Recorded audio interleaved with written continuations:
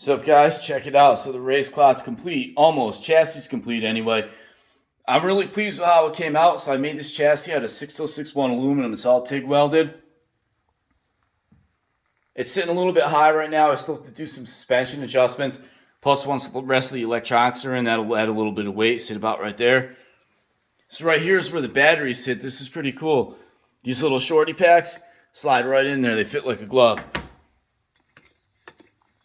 So these are little beasts, these batteries. They're 2S. So this truck's not 4S. It's still 2S because it only has two motors. So if this had one motor and I was running these, then it'd be 4S. But they fit right in there perfectly. I still have to make hold downs for it. I still have to mount the ESCs, but motors are in. Axles are complete. Those are 13.5 turn Trinity brushless motors. They're snappy little motors, especially with those batteries. Censored. I always run censored motors with my Clodbusters. Rear axle's locked. Front axle's open. And if you take a look from the front with that bumper, it looks stock, and that's because I made my own steering brackets that put the servo on top of the axle, so I could use the factory servo saver, which, if set up properly, is very good. You'll bend these links before you break anything, but it's no big deal because you could just bend it back. And those axle tubes right there, those are hot racing axle tubes. I just painted them black so they look stock. And if you look right there, I'm running the stock knuckles because I always like to have what I call a fuse in the driveline. So if something's going to break, I'd rather it be a hub that's easy to change than like a gear case. And these gear cases are just factory. I've had really good luck with those. They very rarely break. And if you look at this chassis, you can see these frame rails have multiple bends. Like up here and down there.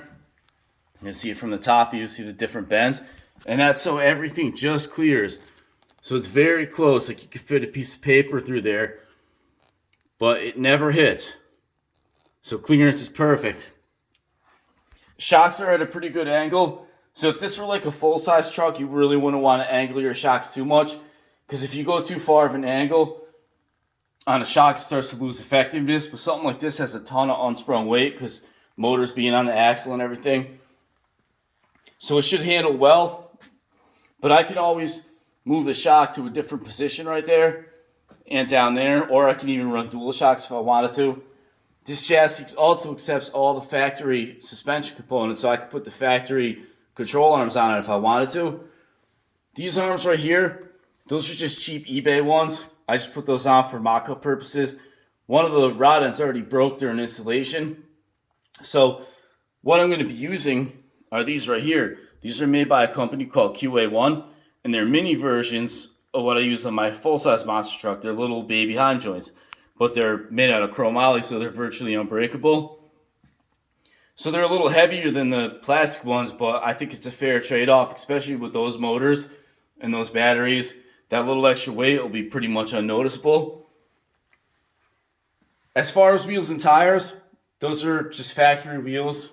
I painted them white. I actually looked at a lot of my Clodbusters that I thought had mint wheels, and I noticed they were painted white, so I went and got some white spray paint, cleaned these ones up a bit. I wouldn't do that on a truck I was restoring, but for something like this, it's going to be a basher. Painted wheels are the way to go, because why destroy clean originals? As far as the body goes, this right here is a J Concepts GMC body. I just put Clodbuster decals on it, painted it red. And then I taped off the roof right here for like a sunroof. And I put the factory blower and roll bar in. So check it out with the body.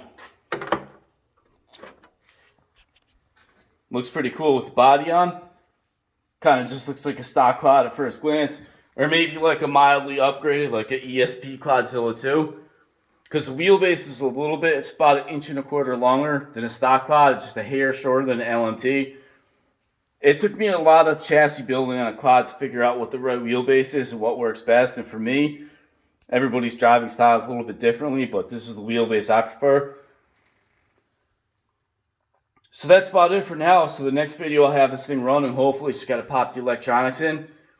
Check out this too. So the next build project I'll be doing is this RC10T. So I finally decided to build this.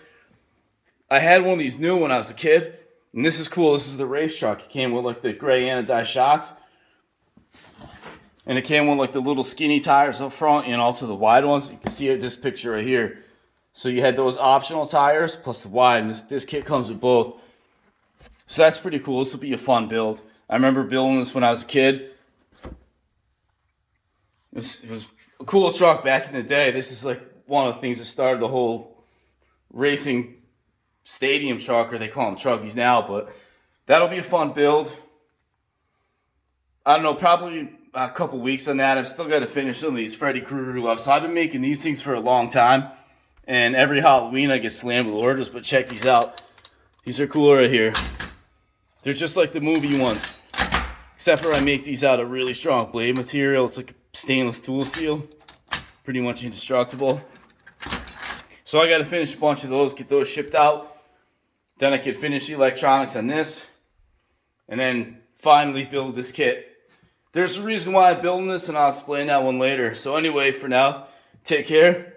Thanks for watching, like and subscribe, and hit the bell.